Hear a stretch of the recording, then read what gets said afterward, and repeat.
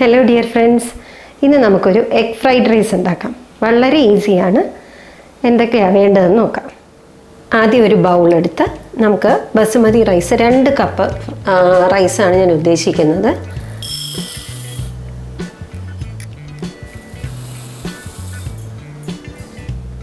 രണ്ട് കപ്പ് ബസുമതി റൈസാണ് എടുത്തിരിക്കുന്നത്.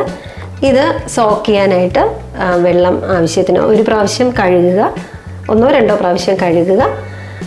എന്നിട്ട് കുറച്ച് വെള്ളം, ഇത് മുങ്ങി നിൽക്കുന്ന രീതിയിൽ വെള്ളമൊഴിച്ച് സോക്ക് ചെയ്ത് ഒരു 10-15 മിനിറ്റ് നമുക്ക് വയ്ക്കാം. ബസുമതി റൈസാണ് ഇത്, നമ്മൾ കുതിർത്ത് വച്ചിരിക്കുന്നതാണ്. ബീൻസ്, ക്യാരറ്റ്, ക്യാബേജ്, സവാള, ക്യാപ്സിക്കം, വെളുത്തുള്ളി, സ്പ്രിംഗ് ഓണിയൻ്റെ സ്റ്റെം പാർട്ടാണ് ഇത്, സെലറിയുടെ സ്റ്റെം വരുന്ന പാർട്ടാണ്. പിന്നെ എഗ്ഗ്, ഞാനിവിടെ 4 എഗ്ഗാണ് എടുത്തിരിക്കുന്നത്. നിങ്ങൾക്ക് കൂട്ടണമെങ്കിൽ കൂട്ടാം. പിന്നെ 2 സ്പൂൺ സോയ സോസ്. ഇത്രയാണ് നമുക്ക് ആവശ്യമുള്ള സാധനങ്ങൾ. ബസുമതി റൈസ് വേവിക്കാനുള്ള വെള്ളമാണ് ഇരിക്കുന്നത്. ഇത് തിളച്ച് വരുന്ന സമയത്ത് നമുക്കിതിലേക്ക് 1 സ്പൂൺ ഉപ്പ് ചേർക്കാം. അതിനൊപ്പം കുറച്ച് സൺഫ്ലവർ ഓയിലോ ഏതെങ്കിലും റിഫൈൻഡ് ഓയിലോ, അരി ഒട്ടിപ്പിടിക്കാതിരിക്കാനാണ് ഓയിലും കൂടി ചേർത്തത്. വെള്ളം തിളച്ച് വന്നിട്ടുണ്ട്. ഇത് നമ്മൾ ബസുമതി റൈസ് ഒരു 10-15 മിനിറ്റ് കുതിർത്ത് വെച്ചതാണ്. അത് നമുക്കിതിനകത്തേക്ക് ചേർക്കാം.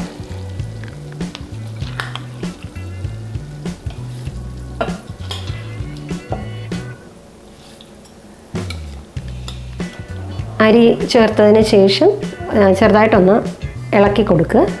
ഒരു 10 മിനിറ്റ് മതിയാവും. നല്ല ക്വാളിറ്റി റൈസാണെങ്കിൽ ഒരു 10 മിനിറ്റിനുള്ളിൽ തന്നെ ഇത് ഒരു 95% വെന്ത് കിട്ടും. അത്രയും മതിയാകും നമുക്ക്. ഈ മുട്ട നമുക്കൊന്ന് ശകലം സോൾട്ട് ചേർത്ത് ബീറ്റ് ചെയ്തെടുക്കാവേ. പാൻ ചൂടായി അതിലേക്ക് ഞാൻ കുറച്ച് ഓയിൽ ഒഴിച്ചിട്ടുണ്ട്. നമുക്ക് ആദ്യം എഗ്ഗ് ഒന്ന് ഫ്രൈ ആക്കി എടുക്കാവേ.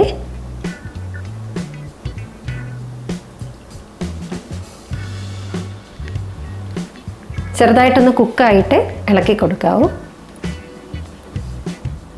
മുട്ട ചെറുതായിട്ടൊന്ന് ബോയിലായി വന്നിട്ടുണ്ട്. ഈ സമയത്ത് നമുക്കൊന്ന് ഇളക്കി കൊടുക്കാം.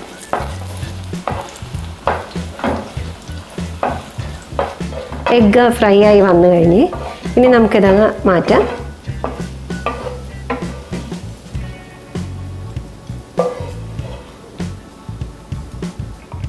ഇതേ പാനിൽ തന്നെ നമുക്ക് കുറച്ച് എണ്ണ ഒഴിച്ച് കൊടുക്കാം.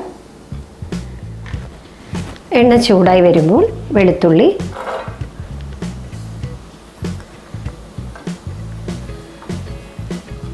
സ്പ്രിംഗ് ഓണിയൻ്റെ സ്റ്റെം പാർട്ട്, സെലറിയുടെ സ്റ്റെം പാർട്ട്,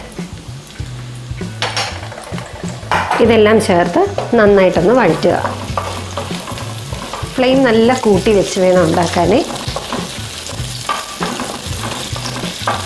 ചൈനീസ് ഡിഷസ് എല്ലാവർക്കും അറിയാം, ഹൈ ഫ്ലെയിമിലിട്ടാണ് ഉണ്ടാക്കുന്നത്. ഇതിലേക്ക് നമുക്ക് സവാള ചേർത്ത് കൊടുക്കാം. സവാള ചെറുതായിട്ട് അരിഞ്ഞതാണ്. ഒരു വലിയ സവാളയുടെ ഹാഫ് ഭാഗം മതിയാകും. ഇനി നമുക്കിതിലേക്ക് ക്യാരറ്റ് ചേർക്കാം.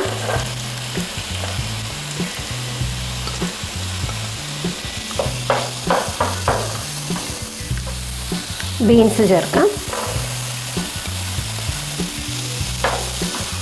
ഇനി നമുക്ക് ക്യാബേജ് ചേർക്കാം.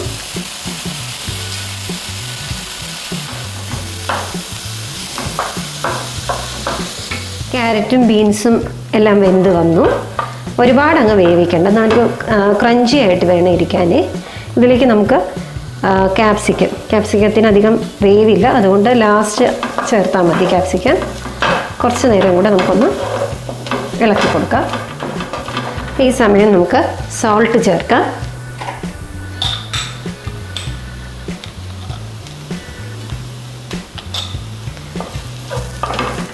വെജിറ്റബിൾസൊക്കെ ഫ്രൈ ആയി വന്നു കഴിഞ്ഞ് ഇനി നമുക്കിതിനകത്തേക്ക് സോയാ സോസ് ഒഴിക്കാം. വെജിറ്റബിൾസിൽ സോയാ സോസ് ഒഴിക്കുന്നതാണ് നല്ലത്. റൈസ് ആയതിനു ശേഷം ഒഴിച്ചാൽ റൈസിൻ്റെ കളറ് മാറും. ഇനി കുറച്ച് നേരം കൂടെ ഒന്ന് ഇളക്കി കൊടുക്കാം. ഇനി നമുക്ക് ചേർക്കാനുള്ളത് കുരുമുളക് പൊടിയാണ്. 1/2 സ്പൂൺ കുരുമുളക് പൊടി.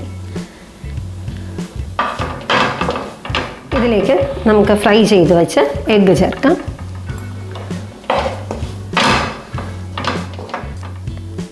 എല്ലാം ഫ്രൈ ആയി വന്നു കഴിഞ്ഞു. ഇനി ഇതിലേക്ക് നമുക്ക് റൈസ് ഇട്ട് കൊടുക്കാം.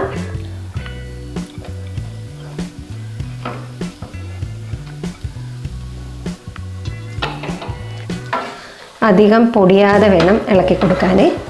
റൈസ് പൊടിയാൻ പാടില്ല.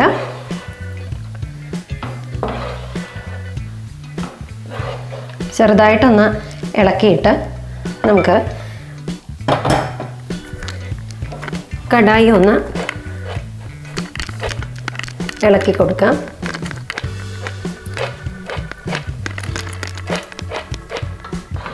ചെറുതായിട്ട് വേണം ഇളക്കാൻ. നമ്മുടെ ഫ്രൈഡ് റൈസ് റെഡിയായി കഴിഞ്ഞു. സൂപ്പർ ടേസ്റ്റിലുള്ള ഫ്രൈഡ് റൈസ് റെഡി ആയിട്ടുണ്ട്. എല്ലാവരും ഒന്ന് ട്രൈ ചെയ്ത് നോക്കുക. ചാനൽ ഇഷ്ടമായെങ്കിൽ ലൈക്ക് ചെയ്യുക, സബ്സ്ക്രൈബ് ചെയ്യുക, ഷെയർ ചെയ്യുക. നിങ്ങളുടെ അഭിപ്രായങ്ങളൊക്കെ അറിയിക്കുക. Thank you.